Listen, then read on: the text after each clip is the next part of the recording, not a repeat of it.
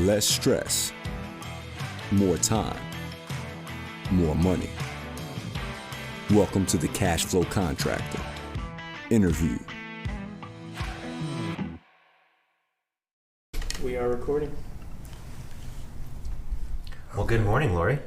Good morning. Hey, Lori. I have been thinking about that line for the past couple of days. Good morning? Good morning, Glory. Have you ever heard that saying? Oh, no. Well, good morning, Lori. Is that a young person song? No, I don't. I feel like it's a saying. Maybe I'm. Good morning, Lori? I don't know. When you run it all together, it just... Good morning, Lori. Yeah. There we go. Okay. How are you? I'm great. Well, thanks for being here. Yeah. Big drive from Newcastle, is where you live? Newcastle. Not too far. No. Actually, you can get on the turnpike. It's super fast. So. Yeah, but Awesome. it costs 90 cents, right? I have a pike pass. I don't keep up with how much. Oh, there you go. That's one of the... Now we're getting into it. now we're into bookkeeping and financial decisions. That quick. It's not really money if you swipe a debit card. Yeah. Yeah. Or a Or just a pipe drive through a pass, pipe just pass. charge your account. Yeah, absolutely. Well, we're really excited to talk to you about bookkeeping, but we also want to know a little bit of your background and who you are. So let's maybe start with that. Just give us how did you get into this industry? Where are you from? I Yeah. want to preface it by saying Lori is an accountant, but she also is a contractor because Yep. you work on a contract basis. So Yep. Sure. Yep. Sure. So I grew up in Newcastle, Oklahoma, which is where I live now, as we said a while ago. And I went to Oklahoma Christian University, graduated in 2006, and started at Grant Thornton, which is a large is public that one of the accounting big firm. five or whatever? Or Yeah, they're like actually right under that, Okay, but they're in the they're big six? a national Yeah. firm for sure. So I started there as an auditor, and for anybody that's looking to get into accounting, an auditor is a great way to learn things through a fire hose, so to speak. Basically, you talk to a lot of the upper level people, and you have to act like you know what you're talking about when you really don't know what you're talking about, and so you're kind of forced into learning it very quickly. So I was an auditor for about for a little over 4 years, and then I went and worked as a treasury director at an insurance company, and then still didn't have my CPA at that point. I was still floundering around with the CPA exam, and anyway, ended up as the CFO at an electrical contracting company. And nice. While I was there, I got my CPA license, and I actually started out. When I decided I was going to leave there after I got my CPA, I thought, I'll just go start my own business and work part-time. Right? You guys can't see me quoting part-time. air quotes. When We need a you, button for that, I Ethan. know. We do a lot of air quotes. So when you work part-time in your own business, it never actually works out, let's be real. Especially if you want your business to grow.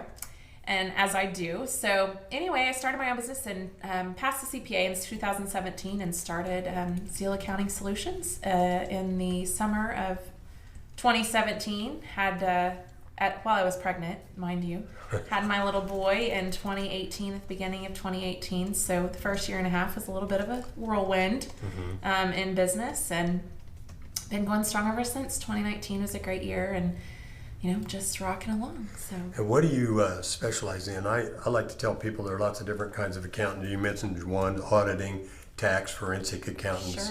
Sure. What do you specialize in?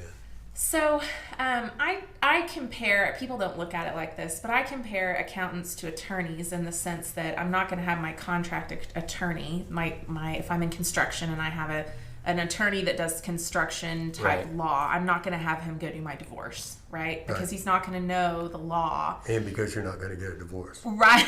But 2 reasons. Okay. True. But just as a comparison, attorneys know different types of law. So I compare that to accountants in the sense that, at Grant Thornton, we had a true audit department. And as an audit department, we did not do taxes. We had a tax department.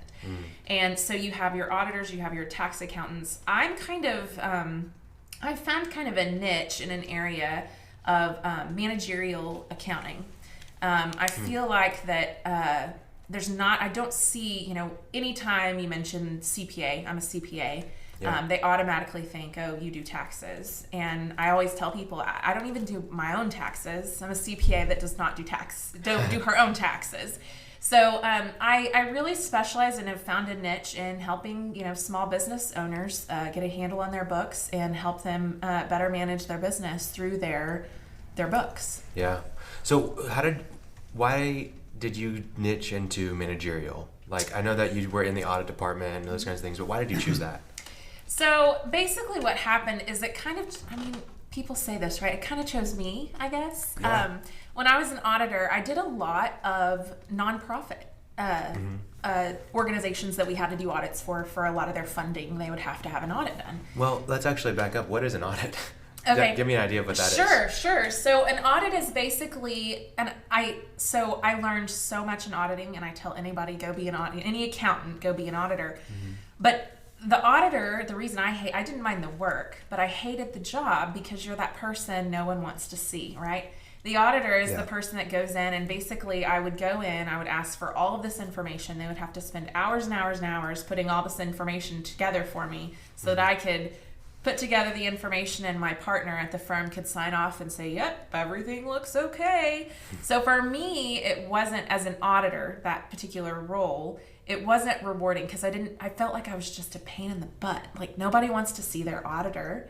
And so I left auditing for that reason. But the reason I say managerial accounting chose me is while I was an auditor, I was doing audits, so looking over the books for a lot of nonprofit companies. Yeah. And these nonprofits, inevitably, as a nonprofit, you don't have a lot of money. Every nonprofit always needs more money. And so in accounting, most of these nonprofits, they just don't have great accounting people in there. So when we would go to do audits, I would end up fixing their books before I could audit their books, which is not how it's supposed to work. You fixed their books? Yeah. Okay, I bet you can get a lot of business. So anyway, and that was, and I really found like my partners ended up sending me to a lot of the nonprofits because I was the one that would get in and kind of get my hands dirty and help them get it cleaned up.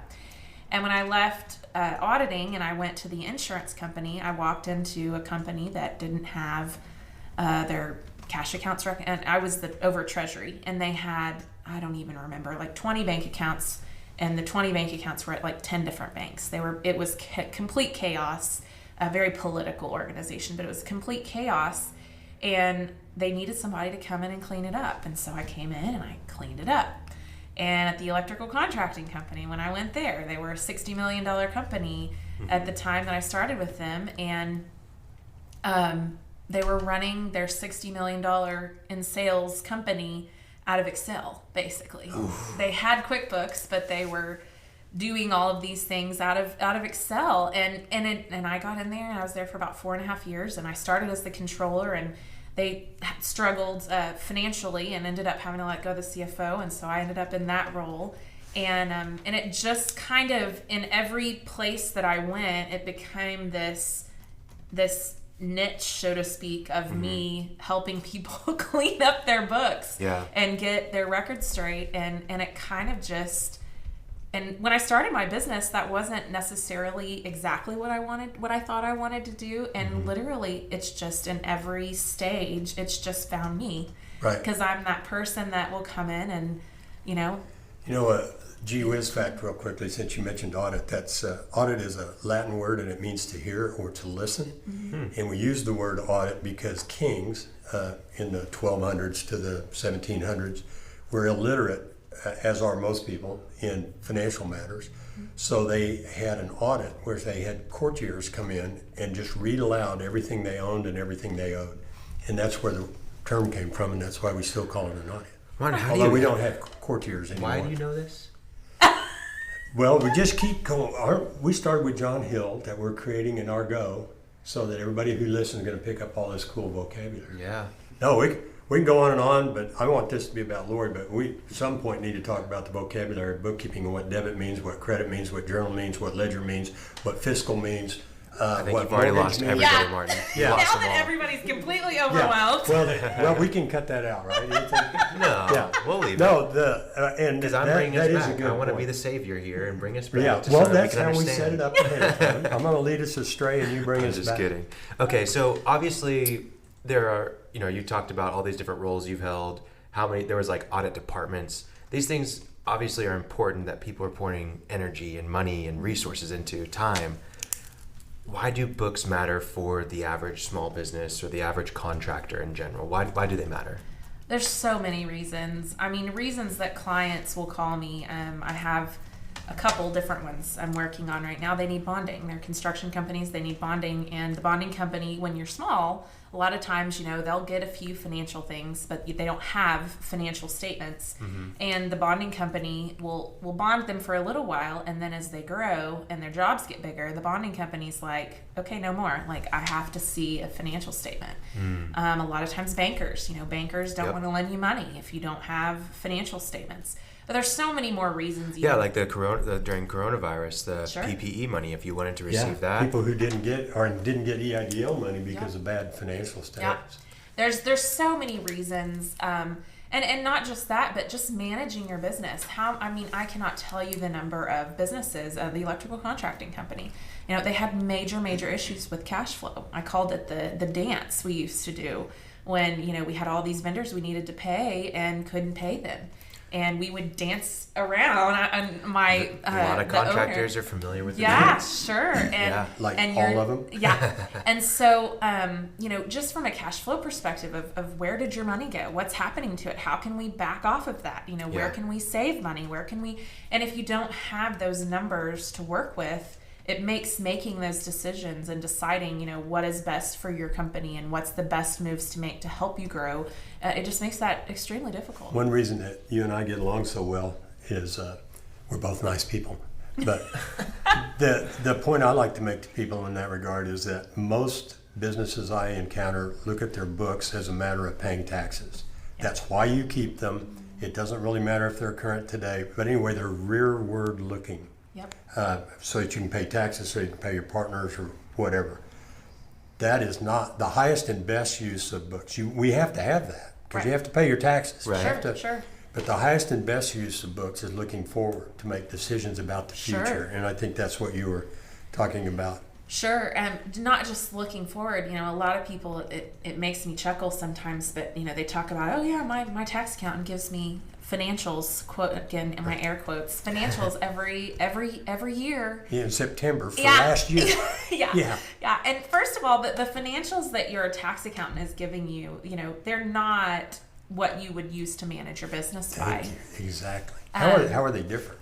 So one of the biggest things is, a tax accountant, when they're trying to prepare your financials, they're preparing it specifically to do your taxes. And most people do their taxes on a cash basis. And so Go ahead. We'll have to make a distinction what cash basis is. Yeah. So cash basis is just what comes into your bank account and what goes out of your bank account. And that's what your taxes are typically done by. I mean, most business owners do not have financial statements. So they just hand their bank statements to their tax accountant, and their tax accountant just looks on their bank statements and says, okay, they made this much. They made this much in revenue and they had this many expenses. And as a business owner, you need to know, who still owes you. What do you owe? What loans do you have outstanding? I've seen books where a tax accountant put loan payments into fixed assets because, frankly, they just don't care. They're going to use the interest statement that you got from your bank to put that as your interest expense. And so it doesn't matter to them. So from a tax accountant's perspective, they're after one goal. How much money did you make so that we know how much cash basis. Yep, so that we know how much money that you need to pay in taxes. Right. And accrual basis, managerial type financials give you so much more information that you're just not going to get from a tax cash basis type financial statement. And just let's explain really quick accrual, and then I do want to go back a little bit. Okay. So what is accrual accounting? So accrual accounting is basically just it's that who owes you, what you owe kind of accounting, and it helps you. One of the main principles in accrual based accounting is matching. So in a specific period, what specifically did you earn and what expenses were related to what you earned. So in a month's period, I don't care what went through the bank account. What I care is what I earned. In other words, I may not have been paid the cash for that yet, And I may not have paid my vendors for that yet, but I still earned it and I still incurred those expenses. Right. So accrual-based accounting is basically telling you where you are outside of just what went through your bank account. I like to say accrual-based records transactions when they happen, whether or not you were paid. Right. A cash basis ignores everything until you pay somebody or somebody pays you. Yep. And for the vast majority of companies, there's a big difference between the two. Let's just give some examples of what that looks like practically. Like you do a job for someone as a contractor and they haven't paid you for 90 days. Sure. Accrual is going to take that into account. It'll say that you're owed that money. It says that you have some receivables, and a cash basis won't even take that into account. Didn't ever happen. I mean, a perfect example in my mind, the bigger these construction companies get, particularly the harder it is to manage all of that. Mm-hmm. When you get into working for a GC, for instance, a general contractor, and a lot of those GCs, you bill them on the 20th of the month, mm-hmm. and you're probably not going to get paid for that for at least 60 days, and often 90 or 120. And sometimes 2 years. Right. Well, the retainage for sure is 2 years. And so how do you know as a contractor, that's working and doing those large jobs, did I make money or did I not make money? Like, how can you tell? Because you incur those costs, and if you don't get paid, if I finish the job in 60 days, like Martin said, your retainage you may not get for 2 years. Well, that's part of the money that you earn during that initial 60 days, but that's not going to come through your bank account for 2 years or whatever. So you don't know if you made money on that project or you didn't make money on that project from a cash perspective. So it's just. And one thing is this all people can relate to it, they get it, but they're also sitting there going, oh my God, I don't know how to keep track of all that, and you're talking about matching this and matching that. Yeah. One of the things I'd like to point out is if your books are done correctly, you don't have to worry about that. Just do your books correct. Sure. And not you, Mr. or Mrs. Contractor.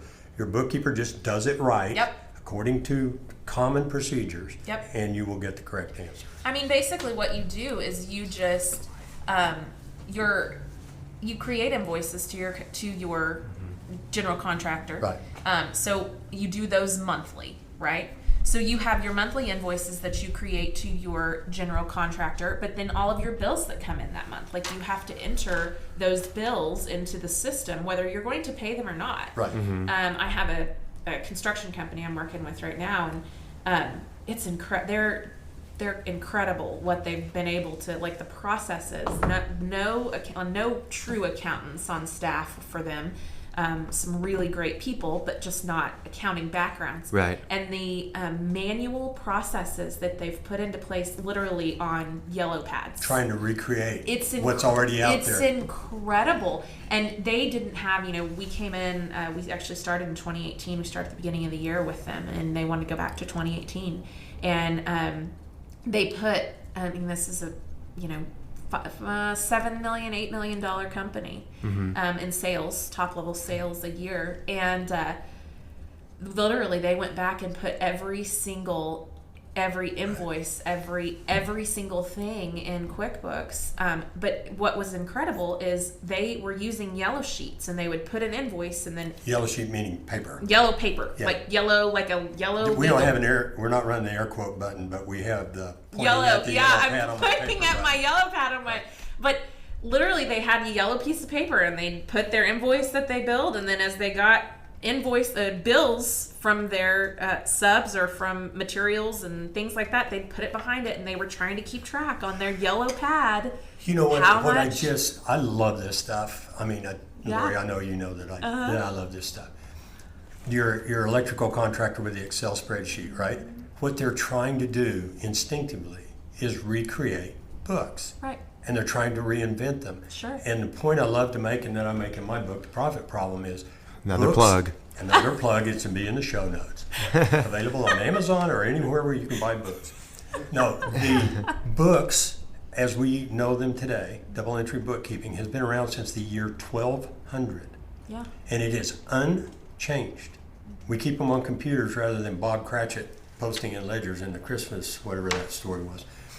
But they are unchanged, and people's natural instincts are, I've got to do this, so I'll make a spreadsheet with column, but they can't put it together. Just just buy into it. Do conventional books. It's been around for, what is that? 800 years. Can't do math and you're talking about books. Yeah, I can't talk about that. Anyway, I just love it. And your examples of the yellow sheet and the Excel spreadsheet and just cash basis, because basically that's using the bank statements as your books. Yeah. People instinctively know that this really doesn't tell me anything. Well, and it's our segment with the fire truck, so Yeah, I want to it's our go fire back. truck. I want to go back to, just kind of the thinking that business owners go through, and you talk about this managerial accounting. What prompts people to even want to have a conversation with you about managerial accounting? At what point does a contractor say, like, I've got to talk to Zeal Accounting Solutions and I've got to talk to Lori? Yeah, so it's a lot of things. Like I mentioned, I have a couple of clients right now that basically I have an insurance broker that I'm good friends with, and he refers tons of clients to me. And he just gets to a point with them where he's like, guys, like, you guys are getting to a point where I can't bond you anymore. Right. And so they'll call me.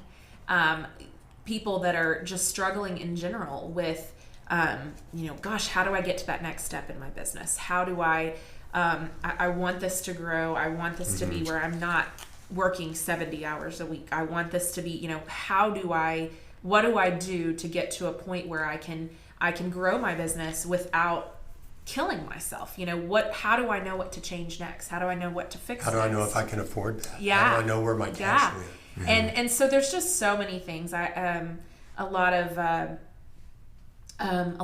lenders will want, financial statements. But the managerial side, usually it's just frustrated business owners that are just like, I work so hard and I feel like I'm not getting anywhere, but I don't know where to turn to get to make it better. Yeah. In your experience, the businesses you come across, do the owners know if they make money? All of them think they make money. It's very interesting. I sat with a new client yesterday, and he looks at me and he goes, well, he said, I'm pretty sure my income statement's right, but on my balance sheet, I've heard. And it makes me laugh every single time, because what they don't understand is if your balance sheet's not right, your income statement is inevitably Has to be incorrect. Yeah. And I get it. Most people I can get close. But close is not it. They're running off of estimates in their head of accounts receivable, payables, and cash in the bank. Yeah. That they're mentally running off of that. Yeah. And honestly, it's incredible the amount of business owners. Just like the guy with the yellow pad. The things that people can do without financials is incredible. Yeah. But it just, when you have financials and you learn about them and you learn what they mean and you learn what they're trying to tell you and how many ways they can help you, it just makes your life so much easier and it clears your head. Well, you don't have to try to drive around thinking about it. You've actually got it. You can go look. Yeah. And you can go look in the morning. Yeah. Well, I think for a lot of these contractors, our tagline here is less stress, more time, more money. Right. And I think whenever they're dealing with stress, with no time, with no money, that's probably when they are coming to you. And it sounds like, for me, it kind of separates into two categories of really either confusion and frustration or just a barrier. Right. So barrier being like not being able to get bonded, not being able to get financing, right? They run into a hurdle and that's when they come to you, or they're just up to their head with it and they're just like, all right, I can't do this anymore. I've got to talk to somebody. Right. So when you do run into a situation that is like that, where they either have a frustration or confusion or they're coming into a barrier, what are the things that you see most often when you jump into their books? We've talked about they're doing things cash basis, accrual basis, but what are the big errors that you see in their books from a layman's terms, even from the contractor's terms, not the accountant's terms? So a lot of time, one of the biggest, and this is what I tell people, one of the biggest things, it's incredible, you think of even your own bank account, your personal bank account, outside of a business. Nobody reconciles their checkbooks anymore. Nobody does it. Right. And I'll be brutally honest, even me, like personally, I do it because I have to do it for my taxes, but I don't do it regularly, right? Sure. And I think in general, even in business, as you get into business, you're going to treat your finances in your business a lot like you treat your personal finances, right? And if we're not reconciling in our personal finances, most of the time you're probably not why does reconciling. reconciling matter? Well, just what is reconciling? So just reconciling is just very basic. I mean, you have your bank account and you get your statement from your bank, and you want to make sure that what you show on your records matches what your bank is showing on their records. And why it's so important is because, I mean, there's so many things you miss if you don't reconcile, and you don't even realize that you're missing it. It's incredible. My dad had a lady working for him at one point, and he's in construction. My dad's in construction. He's in demolition, and he had a lady working for him in his business. And my dad, bless his heart, he's very old school, and he would get a paper report of some sort every week from her that supposedly showed his checking account balances and where he was and all this stuff. And I went in, and he was going to get audited, so I went in to just look over everything before his auditor came in, and this lady hadn't been reconciling his books in over a year, and she missed all kinds of things. And because he wasn't in his books, he just relied on this piece of paper he got from her. He didn't even know what he was missing. And you just miss so many things, and you can't keep it all in your head. You can't do it all in your head. There's too many details. And so the biggest thing I see when I go into clients is they just don't reconcile with their cash. And and a lot of them, I've seen tons of businesses that you go into and they say they reconcile their cash, and then when I start looking at it, Plugged a number. Yeah, they put a number in there and I don't even know what it makes no sense whatsoever. But so I would say that if I go into a company and their cash is reconciled, we are leaps and bounds ahead of most other companies. Yeah. So. And I think a really 2 points that I want to make here is it's honestly just like any other thing in their business. They may say they have a system, right, but it's usually not really a system. They've got it in their head. It's not written down. Sure. It's not actually there that somebody completely unaware of what their business is and how it works can step in and actually go do it. Yeah. Same thing with the books. It's in their head. It's not written down. It's not clear. And it's not written in a way that anybody can understand it. Sure. The next thing that what you just spoke about has already given so much more stress to a lot of contractors. Sure. And that's another point that they need to delegate that. Yeah. That's the exact reason why someone hires you, is because they don't need to understand how to do that. Right. They just need to know that it's important. Well, and how to use it. Sure. Right. And, yeah. and all those details. I mean, I'm an organization freak, right? So I keep a part of being an accountant, in my opinion, is you are keeping people's records organized. You're keeping things organized. I'm always into the details. And so many people, especially contractors, they're into the details of what they're doing in their business, and they don't have time to be into the nitty-gritty details of all of these little numbers. They need to see a financial that shows them a big picture so that they know how to better manage. But all of those details, it's so easy to get overwhelmed by all of those details. And that's why, it is like, if you have either someone on staff or someone, a trusted accountant that you can hire to do it just takes so much off of your plate as a contractor. Yeah, a point we've made in prior episodes is that even if you chose to do it, you wouldn't be very good at it. Right. You got a CPA, took 4 years and then 8 years of experience, and you begin. There's so much to it. If you want to quit contracting and be a CPA, go ahead. Yeah, it's just a different animal in itself, and there's a reason that there's a reason I pay for a tax accountant, because all of the rules and regulations, I can't do that myself. I'm just not in those details all the time. Just like, I have multiple concrete companies. They're pouring concrete. My dad, I grew up, my dad poured concrete before he started his demolition business, and his he can pour concrete. He can tell you all the ins and outs and all the details of all of that. I couldn't pour a 1 foot square if I wanted to, because I don't know that business. And so, getting overwhelmed in accounting and trying to do all of it yourself would be no different than me trying to go pour concrete. There's your specialty, and what you do is what you specialize in. And this is a whole nother animal that people can't fully be expected to do on their own. Right. So. Excellent. Well, as we, talk about the importance of books and why it matters, I think, what we generally come to the conclusion is that a lot of contractors shouldn't be doing their books. And what they need to do is hire someone like you. But, we've got contractors all across the nation that are listening, across the world. They're not really always going to be able to get in contact directly with you, although we do recommend that. But if they're looking to find a good accountant, good managerial accountant, not just tax accountant, what are they looking for? How do they recognize a good one? What suggestions do you have for them? Like questions they should be asking to qualify someone, what they should be looking for? Sure. So I would say that most of the time you should be talking to your accountant at least once a month. And I would tell you that and you should be getting questions.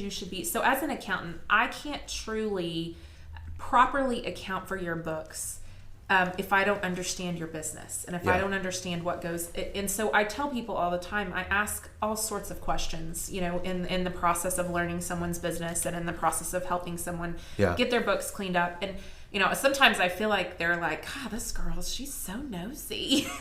But honestly, I have to understand the full picture of what you're trying to do in your business so that I can know how to properly account for what you're trying to do in your business. And so as far as finding what I would call a good accountant, the first thing I would tell people is, kind of like I mentioned in the beginning, a tax accountant is completely different than someone who is trying to create books that you can manage your business. Is it okay to call them cost accountants? Would people... Tax. No, the tax accountants. Managerial, cost accountant. Managerial or cost. Yeah, I mean... In other words, what words should they use when they say, I'm looking for a blank accountant? A cost accountant would be okay. I would say, I just would venture to say that having your tax accountant do your books is not what you need to manage your business. Your tax accountant they have all sorts of tax deadlines they're trying to meet. They have all sorts of, they have a different purpose. They have an absolutely and different goals. Purpose. And even a lot of tax accountants, I have clients that want to do tax planning.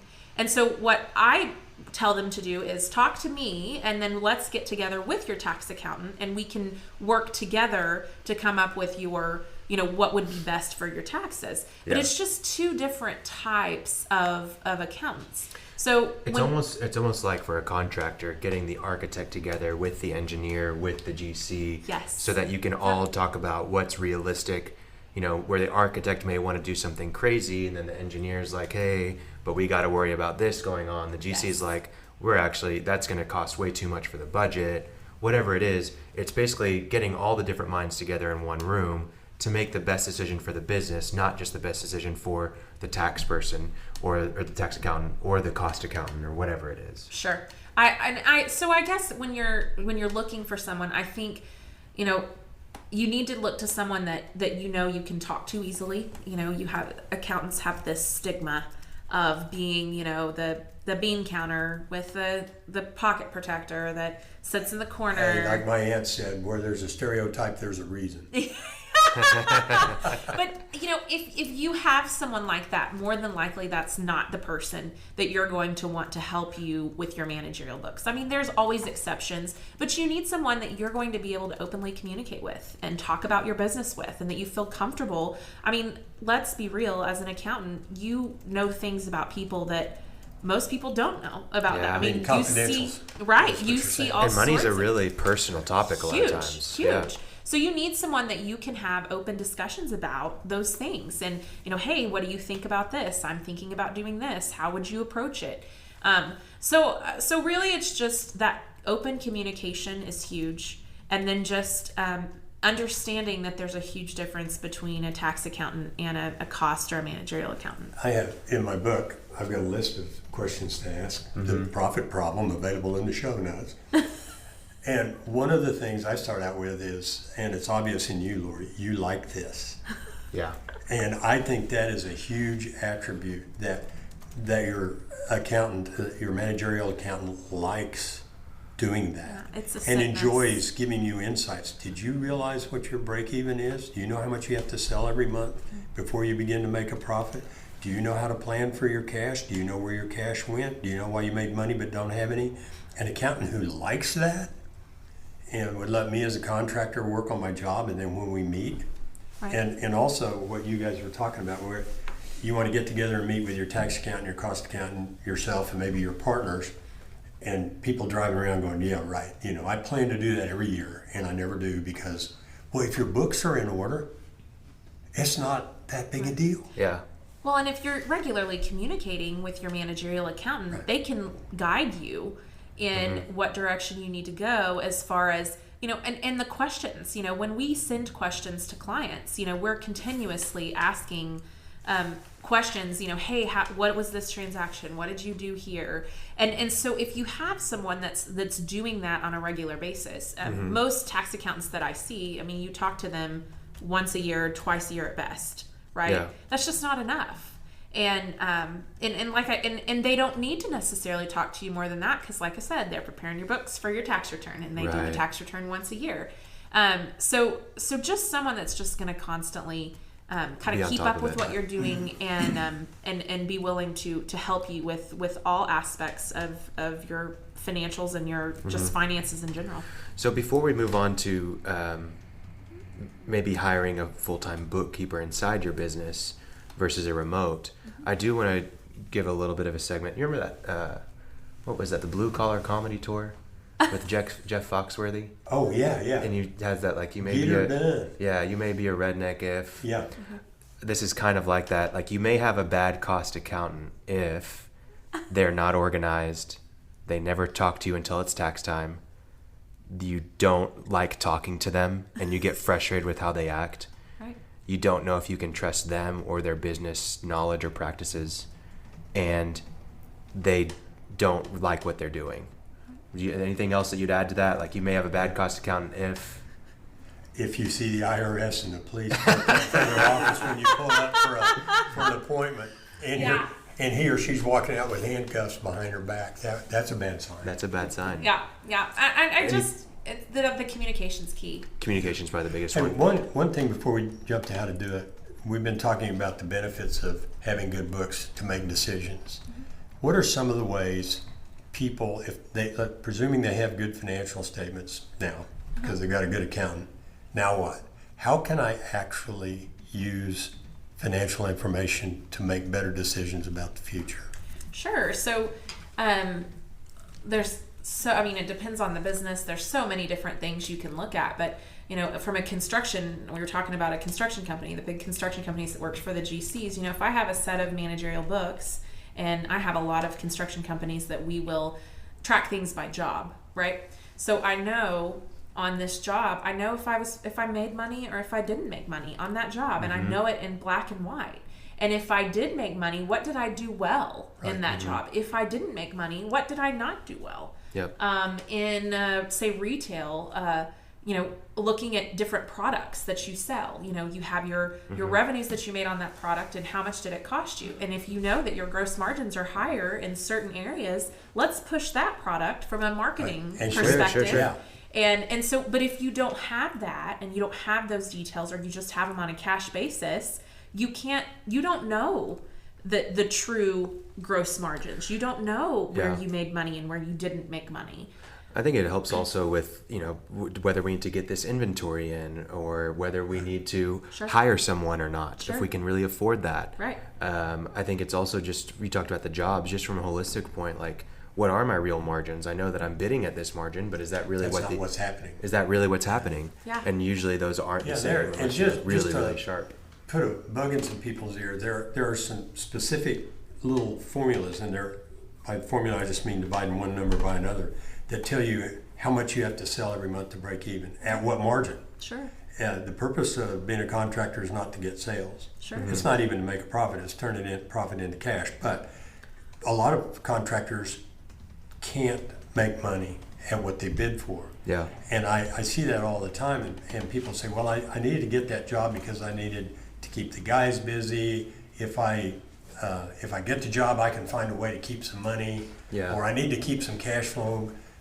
But that's not the purpose. And if you have objective information that comes from margins that you were just talking about, forecasting your cash, you get that huge job that's 10x any other job you've done before, and you have a big celebration that night. Well, that's the last celebrating you're going to do. Because, oh my God, I need $4 million just to fund the materials before I get started. I had one client, we're still working on it, $20 million in sales a year, and the guy had never had a set of financial statements.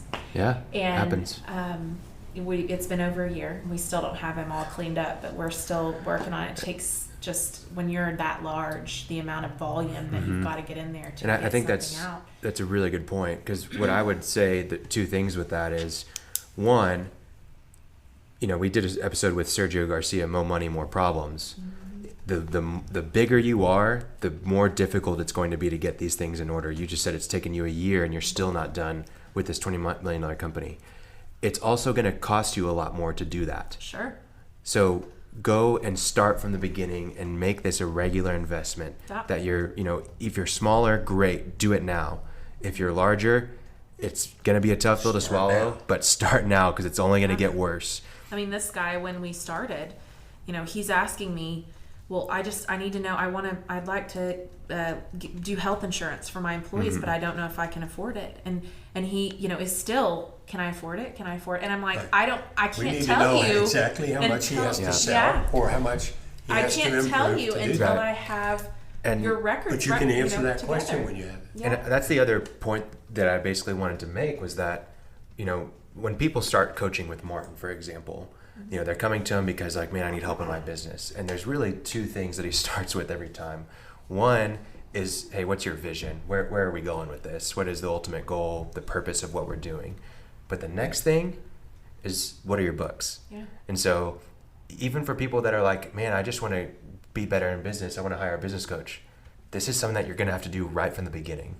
And it's just that important. Otherwise, you don't have any facts. Yep. Right. Yep, exactly. Yep. It's almost like if you were trying to get on a workout plan. Well, you're going to start by, okay, what do you weigh? And what are you eating right now? You're going to do an inventory assessment of everything you have and where you're at to get a baseline. Same thing for your books. One other thing before we move on, you and I have found a special category that wasn't officially listed as an expense several times of where money goes, that poor books allowed that to happen. Do you know what I'm talking about? Are you talking about owners? No, not draws. Non-owners taking money out of the investment. Oh, yes. Yeah, so we had one client that we worked for a while, and it was a situation. They had a lady that was doing their books, paying all their, and when I say doing their books, I say that very loosely. She was really just paying all their bills, making all their deposits, running their payroll. She was doing basic accounting, basic bookkeeping type functions. Right. And they called us in because they, wanted financials. We're trying to figure out how to grow. And so we we went down through, which we'll talk about in a minute, kind of the process of getting their books cleaned up. And we were diving in, and I was working on reconciling one account, and it just didn't feel right. And so I started asking questions, and there was a lot of questions and answers and different things that went into it. But we found that this lady, she'd been working for this company for 17 years, and she would ask to get her paycheck early because she was financially struggling. So she would get her paycheck on Tuesday, and then when payroll would want to run on Friday, direct deposit would put another paycheck in her account. And so she was literally duplicating, and because they didn't have their accounts reconciled and they didn't have things, these financial matters the way that they needed to be, they had no idea. And she was and there was multiple ways she didn't even deny it, did she? She couldn't. I mean, it was just, at the end of the day, she, what do you say? It's in black and white. I can show you where you cashed this check, went through the bank, and the direct deposit that ties out to these checks that were paid. Because you reconciled. Went through the bank. Yeah. So you can't argue that. Well, in passing, embezzlement is as common as dirt. Yeah. And if you don't think it can happen to you, it probably already has. If your spouse, husband or wife, is keeping the books and you run maybe not, but it's just as, sometimes it's big time stuff. Sometimes it's just meals and a tank of gas. And there's an organization, slips my name, but they track that fraud. They say take 5% of sales every year. Well, the average company only makes 7% net profit of sales. If you sell $1 million, you make $70,000, and fraud's taking 5% nationwide. And it can happen. Happened to me. A lady took $340,000 from one of the companies I worked with, and she did it by paying her credit card through our ACH online. She had a credit card the same name as ours and didn't, but we did catch her. But yeah. I just want to mention that in passing. It's another huge one. And you've got a great article that we'll link to in the show notes as well about embezzlement that tells that stories a little bit and things that you can do to kind of prevent that. So going back, I wanted to kind of talk about, a lot of people either are doing the bookkeeping themselves, maybe their spouse, like you mentioned, is doing it, or they have an office admin doing it. What should as a contractor, as a business owner, should we be looking for if we have that internal bookkeeper? What are some things that we should be setting them up with? Maybe some meetings that we should be having, some checks and balances. What do you recommend? Sure. So I have a lot of clients that honestly, they'll have me come in on a quarterly basis just to say, hey, does everything look okay? Does everything tie out? Is everything rolling the way it should be? A lot of people that are doing the bookkeeping functions for most companies they're not accountants. They're not, I have two businesses right now, and they're honestly, both of their bookkeepers are amazing people. And they hired their bartenders to do their bookkeeping. and honestly, literally they did that. Literally, wow. I can't make this stuff. That's crazy. But in both cases, what's craziest is in both cases, the people are good people and they wanted something different, a different direction in their lives, and they came in and they both have great character and they want to learn. They had a willingness to learn, and in both cases, I've trained both of them and kind of given them the right direction, and then they have me come out and just check it periodically. But having just another set of eyes on your books, just to say, hey, this looks okay. Not a full-fledged audit, but just someone that comes in and kind of looks over things for you. If you didn't want to do that at the very least, get your financials. Even most business owners, if they have someone in-house doing their books, 9 times out of 10, I guarantee you they're not looking at any of it. They just assume they're making the deposits, they're paying their bills, they're running their payroll, everything looks fine. But if you have just a little bit of knowledge about financial statements and the information you can glean from a financial statement as a business owner, it's incredible. As a business owner, you're like, something's not right. Something's not right about that. Because again, it's that whole what you have in your mind and what you have in your head. And so sometimes, I've seen business owners that can just look at it and say something's not jiving with those numbers. We need, and so, but having that other set of eyes on those financials to make sure that it looks correct, to make sure that what they're doing is correct. And then also, I tell people all the time, you have to be able to prove every number on that balance sheet. Yeah. And if you can't do that, then something is not correct. So I just you have to be looking proving, behind you them. mean like reconcile with the bank, reconcile with the credit card company, So reconcile accounts your receivable. balance sheet, you should be able to support every number on your balance sheet with some sort of outside kind of detail. There you go. Bank statements, credit card statements, loan details. Yeah. For AR and AP, you've got your aging. So a list of these people owe you, and this is how much they owe you. AR, accounts receivable, people who haven't paid you. Yes. Sorry. No, you're fine. I live in this world. If you haven't noticed, I know everything you're talking about, but I try to take the perspective Sure. here of I have no idea what we're talking about. What does that mean? Sure. So just because I think it is helpful. So so accounts receivable would be who owes you. Yeah. So a detailed listing of who owes you. And it's incredible to me, but most business owners can tell you exactly who owes them. Yeah. And a lot of times in minute details of what they owe them. Right. And then your accounts payable is who you owe. So what bills you currently have. To suppliers and stuff, not Yes. banks. Yep. And- To suppliers. Yep. And that's manageable in your head when you are a one-man shop. Right. But even though it is manageable, if you're a one-man shop, set this stuff up now. Yeah. As you grow, it becomes less and less manageable. We talked to Sergio, and he was like, he was waiting on people to call him, like, "Hey, man, I owe you money." Yeah. Because he didn't. And he had you no say idea. most people know, and respectfully, I have a different experience. I kind of think most people don't know. They think they do. Mm-hmm. But, I forgot about. Yeah. They know a lot of it. They know, They yeah, know I have a a general lot of idea. it. But the whole purpose of accounting is we're that detail, having the detail and the completeness of all of it. And get it out of your head. Yes, So you're free to think of other yes. So it sounds like if we do have that internal bookkeeper that is a full-time bookkeeper in our office, or is someone that's doing multiple roles and office manager but also doing the bookkeeping, it sounds like a lot of those signs that we talked about for a good accountant and a bad accountant really apply. One, do you really trust them? Do you trust their attention to detail, their organization? Two, how often are you talking to them about the books? Don't just assume they have it. Maybe even daily or weekly. Hey, show me what you did this week in the books. And even with the trust, I just want to put a caveat to that just because of the embezzlement we just talked about. But even with the trust, you have to have a little bit of skepticism as a business owner. I mean, this lady that we were talking about a while ago that embezzled all this money from this company, I mean, this lady was like a sister to this business owner. She'd been there 17 years. He thought of her as part of his family.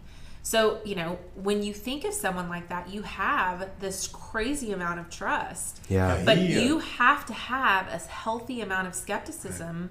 Trust but verify, the old Russian. Yes, yeah. But in that case you're talking about with the sister, I asked if that man were going to prosecute, and he said no. She's been a loyal employee all these years. Well, but even we if have different definitions. This kind of goes back to our episode with Eric Daffern, but even if you did pursue legal action, it might be difficult if there weren't contracts in place as far as, hey, this is what we pay you every year. Because if that's not clear, well, they can let it stand for all those years. Yeah, exactly. Yeah. So, okay, well, there's also an alternative to having that internal bookkeeper that is potentially another good option, when a service that Zeal provides and other companies provide, but is external bookkeeping. And some people already have this set up. Sure. Tell us what that is, what that looks like, kind of that process. Yeah, so I have clients, I do the whole, like I said, I don't do taxes, I don't do audits, I am specifically managerial accounting. So I have one client particularly, and literally their PO box that they use for their business is my PO box. So all of their mail comes to us. We do all of their deposits. We pay all of their bills. Yeah. We keep all of their accounts reconciled. Anytime they need a financial for anything, any kind of detail or anything like that, we run that for them. Who does it? Do you do the invoicing? This particular client doesn't. It's an oil and gas, so they don't have the invoicing like a construction company would. So it just depends on the client and their needs. I have other clients that have that in-house person, or that have, and we do tons of training. I would say half of the business is cleanup. Quarter of the business is training, and a quarter of the business is the day-to-day bookkeeping, is kind of our business model.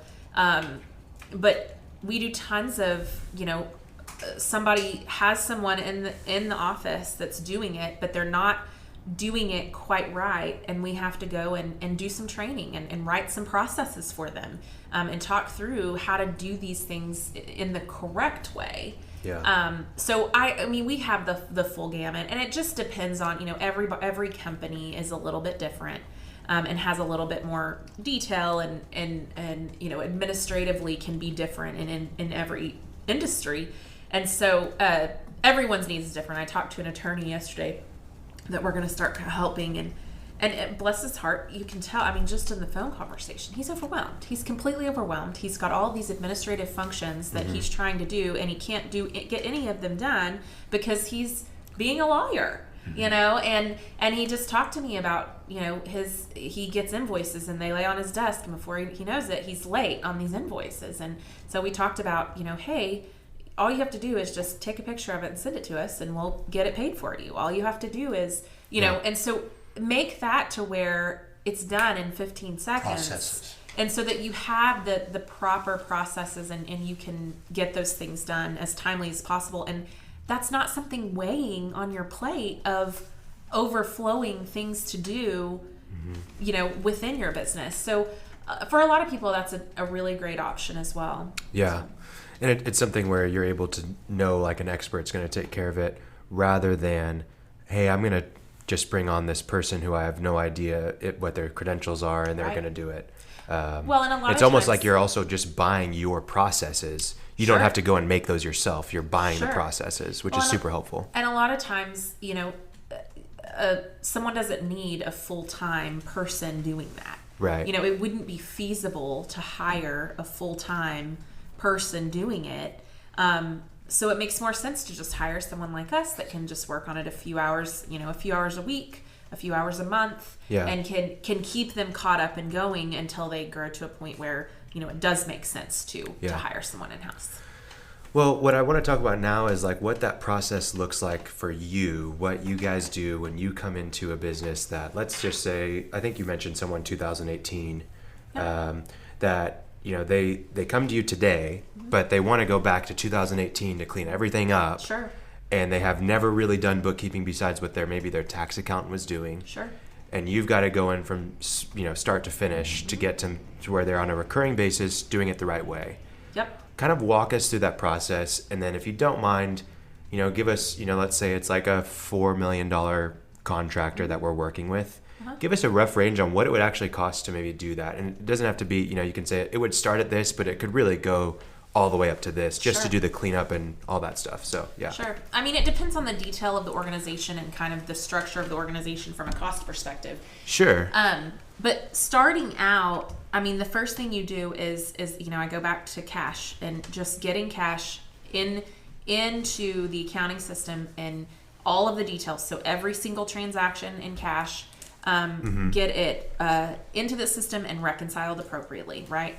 And that, you know, the client I was talking about that we went back to 2018, and I've seen, there's a lot of clients I've gotten into, and they, when you go in and you look at their books, they've entered bills, and they enter their bills and they cut their checks out of QuickBooks, Separately. and that's it.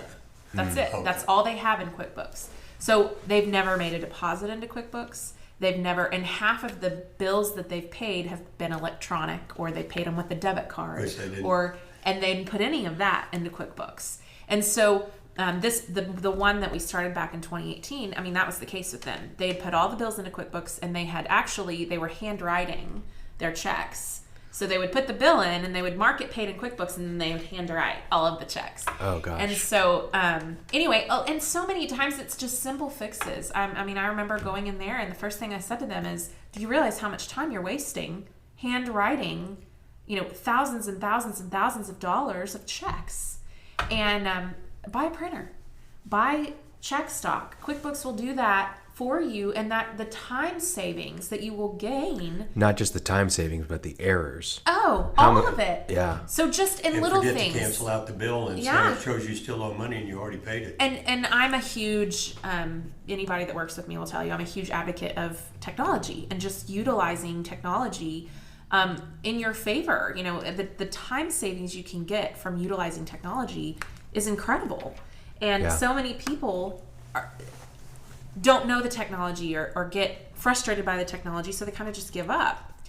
Anyway, so we went in there and got all of the cash transactions in there, got their cash reconciled. The next thing was a big thing for them was payroll, and making sure that all their payroll, you know, when you enter payroll for books, one thing that gets overlooked a lot is the separation between office personnel versus people that are doing your jobs. And it makes a huge difference when you're managing your business. Because it distorts your margins. Yeah. And if you don't have the labor in the right spot, then you're not going to have correct margins on your jobs, right? So that was a huge part. So the cash, the payroll, the other thing that I see constantly is people maybe they're putting all of their cash transactions in there and they're keeping their bank account reconciled, but they didn't put any credit card transactions in there. Well, credit card transactions are expenses, just like a check that you would write out of your bank account. Yeah. And people miss that. So anyway, getting started, we had to get, all of their bank statements, all of their credit card statements. We had to get their payroll details, back to 2018 and pull those records and separate out, and figure out how to, how can we get everything entered so that we're entering it appropriately. And I've been working with them since this particular company. They're probably an $8 million company. And this one, this lady, that the owner and his wife works in the office, and then the owner, runs all of the construction side of things. And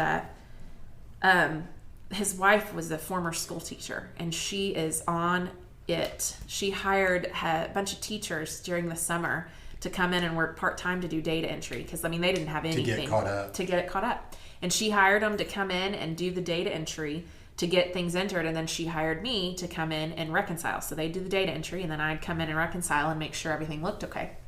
And I've been working with them since February, and I think hopefully by the end of the year we'll have everything caught up. And this is November. Yeah.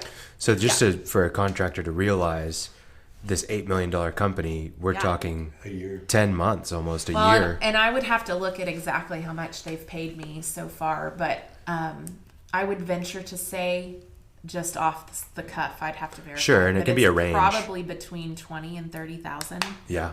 But on they're an $8 million on an $8 million company. It's a big company, and that doesn't count what she had to pay the people that did the data entry. So it's very costly. But how many years have they been in business and they haven't done anything? And just to give perspective, had they, from the day they started their business, started paying you a monthly fee to manage their books, or just to do the reconcile, whatever, what's a range they'd probably be paying? It's what I would tell people: you're either going to pay it as you go, and it's going to be cheaper as you go, or you're going to pay it in a lump sum, and it's going to hurt like hell. Mm-hmm. I mean, that's what it boils down to. So you're still looking at the same cost, but spread over 2 years, 3 years? I mean, if you look at, when you start, you're going to have that learning curve, right? But if you go and go and go, and then you dive in with both feet, mm-hmm. you still have that learning curve. It's just that you're having to learn it through a water hose instead of learn it slowly as your company's growing. Here's the math real quick. Because, Martin did math again. Hold on, guys. Check your this numbers. Is how you might pull out your calculator. This is how you use books. You might pull out your calculator, double check these numbers. If by having good books, they could improve their margins by 1/4 of 1% of sales, right, on an $8 million company, that would return them $80,000. And you said it cost them $30,000. So almost 3x their money. And we don't have, that's not the point of today, but we can show you how having information 1/4% better because you have correct information. If we can't do that in the next 15 minutes, then we're not worthy of the name. Well, so you get it back in spades. It's worth it. Immediately. Yeah. It's worth it. 1/4% will pay that back 3 times. Well, I think also just thinking about, let's say that it's at the high end of 30,000, sure, even 36,000. Let's just say that. Well, if you're a $100 million company, it's I mean, it's all relative number. Right, but if you're doing that over 2 years, then you're paying a lot less than that lump sum. Sure. You're getting what, $1,500 a month is what you're looking at. Yeah. If you're gonna do it, rather than, man, we gotta do all this stuff at one time. Yeah. But I think it's even 3 years is what you're actually doing it over, if we think about it. Mm-hmm. And so even less than, you're like $1,000 a month. Well, and in reality, as an accountant, when I come in, like one of the first things we have to establish is, where do you want me to start, right? So this company, they were going prior to 2018. Yeah. So they had a business, but we just didn't start their books till 2018. Yeah. And it just, I have another client that just started a company. And it's incredible. I love talking to him because he's so excited about his company. And what's awesome is he called me. He actually called Martin first, and he said, what do I need to do to be successful? And Martin said, get a bookkeeper. And so he called me, and I've been helping him. And he calls me once every couple weeks, and we get on the phone for an hour, and we work through troubles he's had.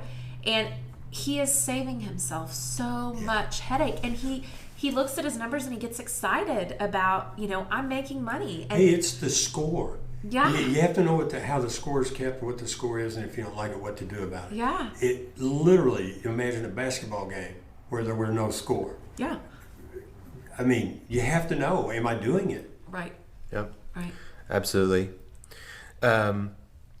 So what I'd like to talk about now is just kind of moving into a system that we use and that you use and that you help a lot of people use called Profit First. Yeah. And it's from a book that we'll link in the show notes as well by Mike Michalowicz. And Named Profit First. the name of the book is Profit First. And it's a really great system. And I think you've also taken it to, I would say, an extra level. But tell us about that and why you like it, why you use it, why you recommend it. Sure. Well, I think Martin would agree with this. One of the major problems that you see with business owners is I don't have enough cash. I can't do what I need to do because I don't have enough cash. And as a business owner, it's so hard to manage.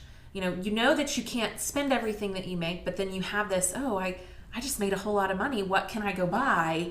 Kind of struggle.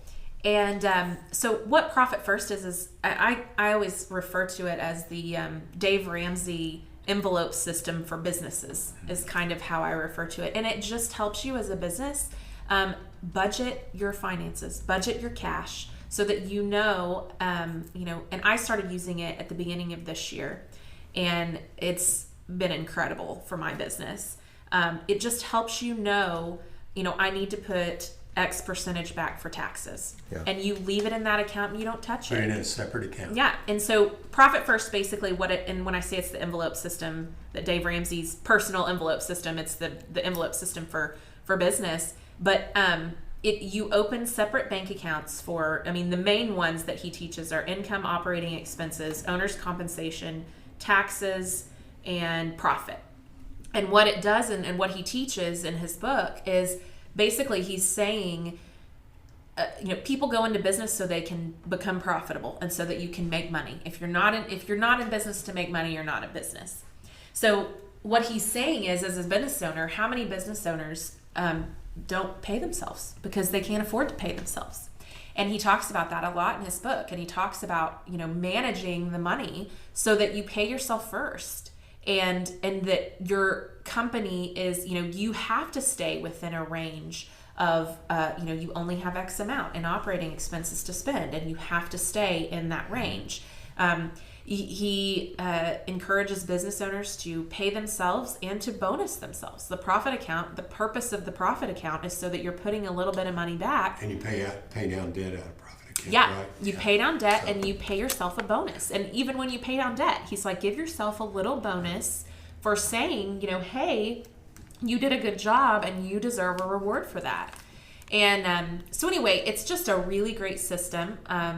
It definitely takes some self-discipline to stick with it, but it allows business owners to know how to budget their money and to know how to track, are they making money? Are they paying themselves? Am I spending too much in operating expenses? Do I need to cut back a little bit here? Can I afford to do that in operating? I have a little bit of cushion in operating expenses right now, so maybe I can afford a little bit more. So it's just a great system, and I've implemented it in my business. And Khalil, I think you use it in yours. I probably got 7 or so. Mm-hmm. I do like to point out it doesn't supplant the need for good books, right? Because it does not help you make managerial decisions in that regard. Should I buy this? Should I hire that? How should I set my prices? How should I bid it?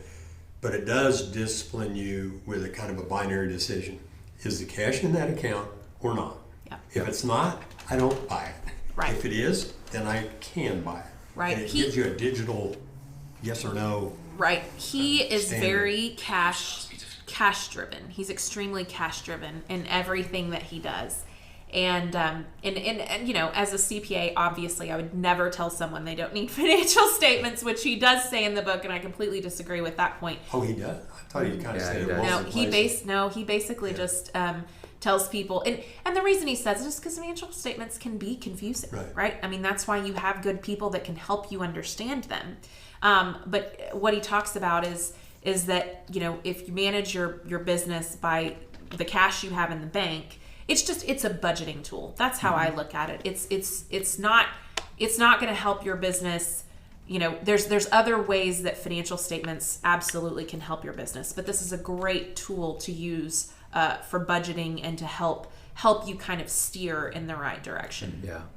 Well, I'm really excited about this system in Profit First, but even just this episode, it's really rare that we get to do an interview with someone. We've got a really good resource for them. So you've put together this excellent spreadsheet that really makes it super, super simple for a business owner. It's something that's going to be linked in the show notes that you can get if you're listening. But basically, it's called the Profit First Analysis. And what you're going to find in there are a few things, steps to use it, but you're also going to find target percentages of what you should do. So if you're a company that's making, you know, up to 250 or maybe up to 500,000, all the way up to, hey, I'm in between 10 and 50 million, it's going to give you some percentages that's going to allow you to then see exactly how much you should be putting into what area on a target basis. Right. And he talks about what it's called TAPS in his book, target allocation percentages. Mm-hmm. And the sheet that I have in this spreadsheet came from he gives a link in his book that talks about other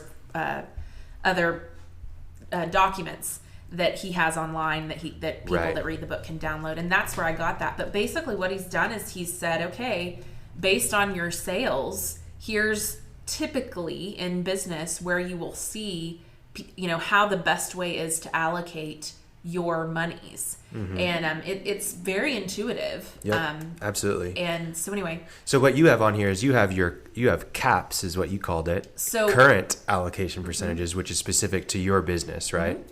So basically, I'm just going to show you what I do for my business. Is basically with this spreadsheet, I just go in. I have 5 different accounts. I've got an income account that all of my income, whenever someone pays me, goes into that account. I've got a profit account, an owner's pay account, a tax account, and then an operating expenses account, which is really just my what was my original checking account that I was paying everything through. So I've got those 5 different accounts at the same bank that I can just transfer online. I just go in here and I see this green line that says the 10th and the 25th of each month. On the 10th, I just go in and I put what my income was for on the 10th, like what was in that income account, right? I put that in, and then it just calculates all the money that I need to transfer into each account from there. Yeah. And I just go into the banking and I just transfer from income into profit, from income into owner's pay, from income into tax, from income into operating expenses, and then it's done. And I can see exactly how much I've profited, exactly how much I need to pay myself, or I can pay myself, should I choose to, and then how much tax, how much I've set aside for taxes, and then what I can spend as a business. I just think it's a really simple, great system that a business owner can use for Profit First, but just for keeping cash. Well, and the target allocation percentages, you know, he sets that up as this is what your target should be. So what he tells you to do is, you know, typically most businesses, the target allocation percentages, they're probably when they first start are not there. They're not at a point where they can just totally change their business. Right. Yeah. They're not at a point where they can totally change their business around. So you start with where you currently are. And then you have it as a goal to work towards those target allocation percentages. And slowly, you just do it 1 percentage point at a time. It's really easy. And it just helps you kind of be able to pivot just a little slowly over time so that you can get within those target allocation percentages and be able to allocate more to the profit account and the owner's comp mm-hmm. account and be able to, you know, as a business owner to pay yourself for all of the work you're putting into your business. So excellent. Well, I think that's a great system. The only other things that I have, Martin, I'm sure you may have a couple more questions, but I just want to talk about like what to look for on a financial statement. Some just I don't understand books. I don't know, what financial statements I need to be looking at.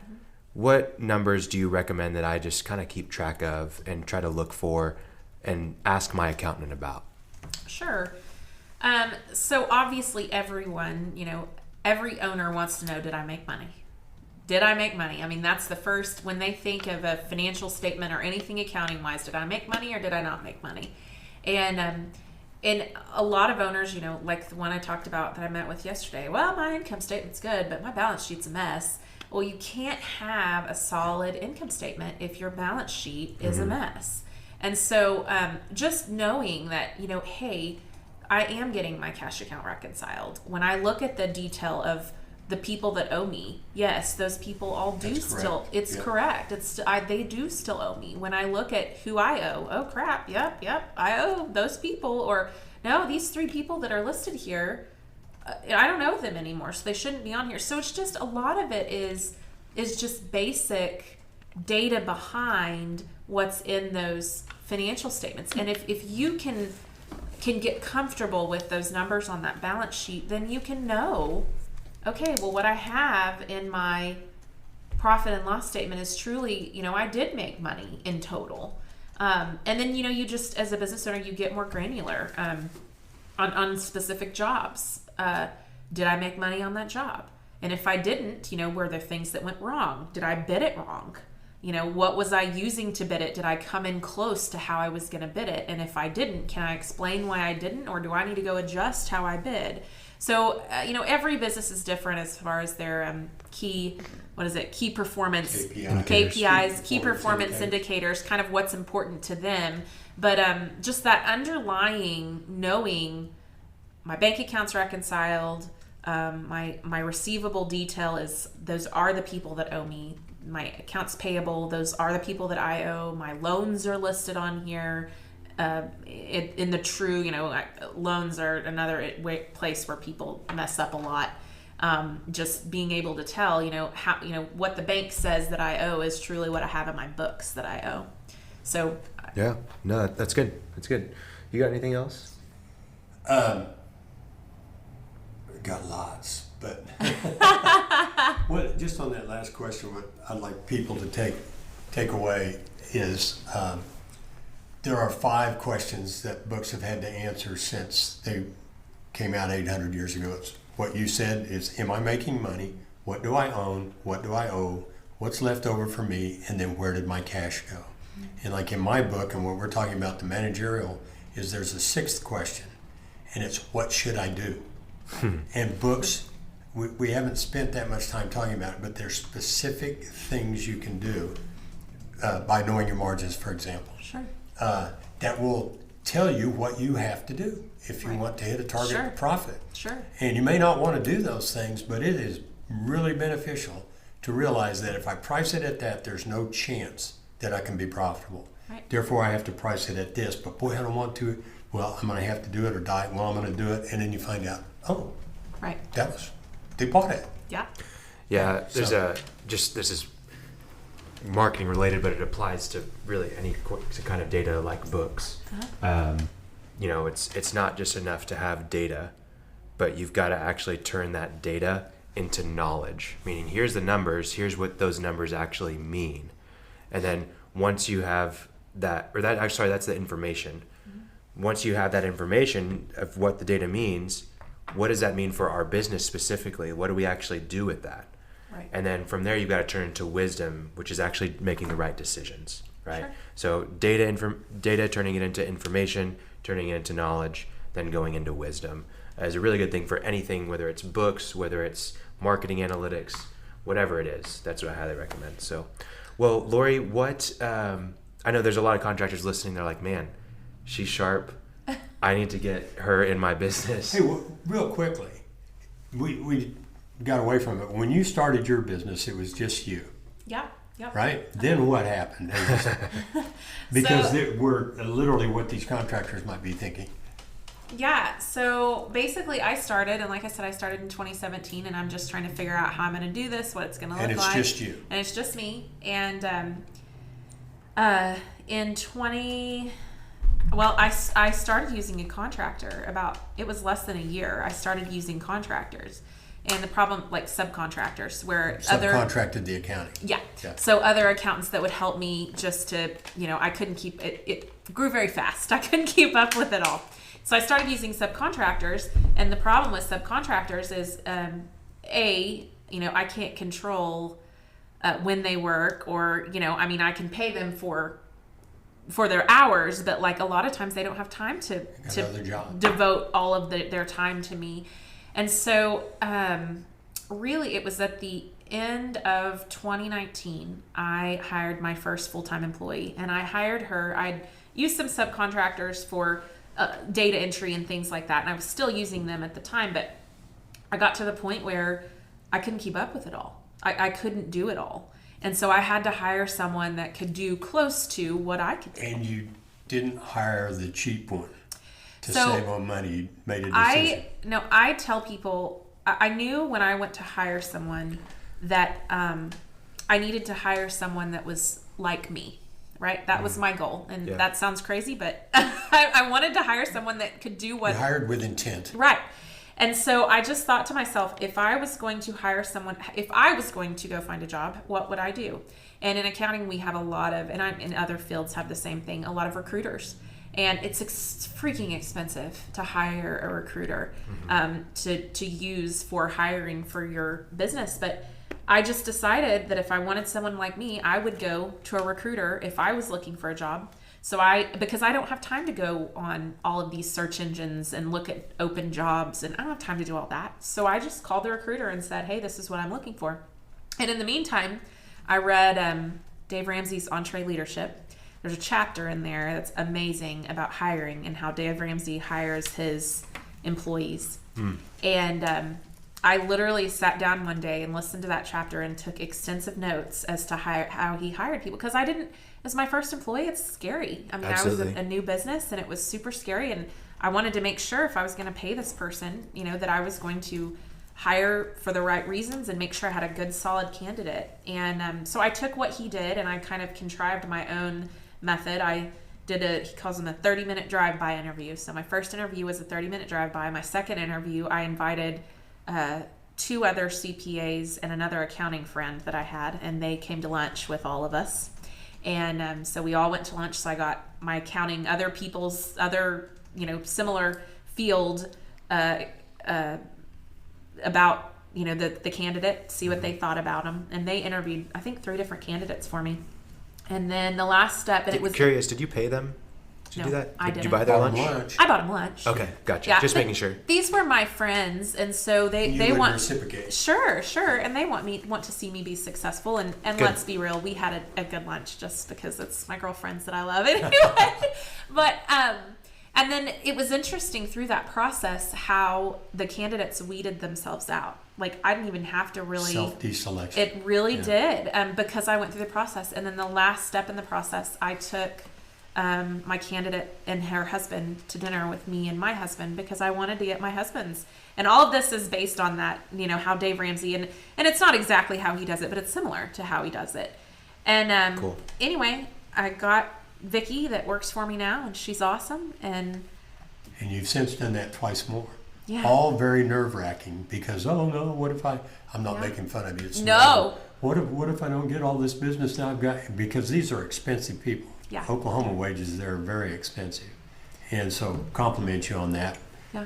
But back to what Khalil was saying, you got to get started. You're going to have to pony up some money. You might have to buy this bookkeeper. But you don't go cheap and you do it. It's an abundance mentality. Absolutely. Yeah. So contractors are listening. They want to talk to you probably. How can they reach you? I think you've explained your process very thoroughly, and I think anybody who is in the market for a bookkeeper, and not just a bookkeeper, but a cost accountant to manage their financials, should definitely talk to you. How can they get in touch with you? So, Zeal Accounting Solutions. ZEAL. ZEAL. And we are on we have a web page. It's zealaccounting.com. Mm-hmm. And all my contact information is there. And then I'm sure you're going to put my contact We'll put you in the notes, in the show notes as well. Yeah. So, text, call, email. Yeah. Tell Martin you need somebody, and he sends you my way. Yeah. And So- it does. They don't need to be in Oklahoma, right? Oh no, I have clients. The $20 million client that I have, he actually lives in New York. His accounting department is based in Oklahoma. I have another client in Memphis. Yeah. So I have clients All over. Yeah. And you've worked with people, all over the place. So it's remote. Doesn't have to be Sure. in Oklahoma. So Yeah.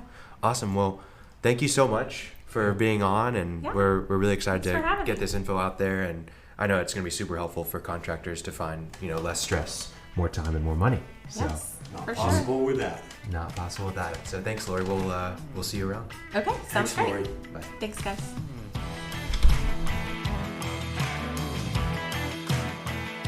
Thanks for listening to The Cash Flow Contractor. Check out our website in the show notes or visit thecashflowcontractor.com.